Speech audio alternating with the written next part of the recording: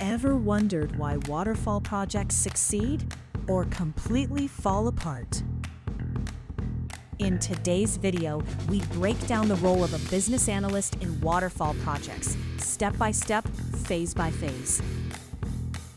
In waterfall, everything flows in sequence, no going back easily. And that's exactly where the business analyst becomes critical.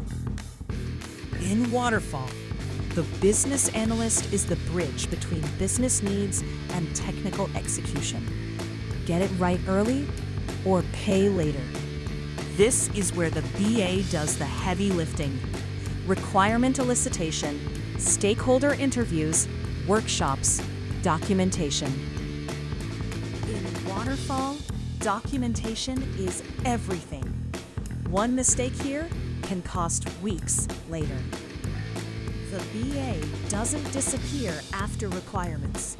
They clarify requirements, ensure design aligns with business needs, and answer developer questions. In waterfall, changes are expensive, so BAs must provide clarity fast, validates requirements coverage, and confirms business expectations are met. In waterfall, there's very little room for change. If requirements are wrong, everything is wrong. BA is most critical in early phases. Documentation is their superpower. Clarity prevents costly mistakes.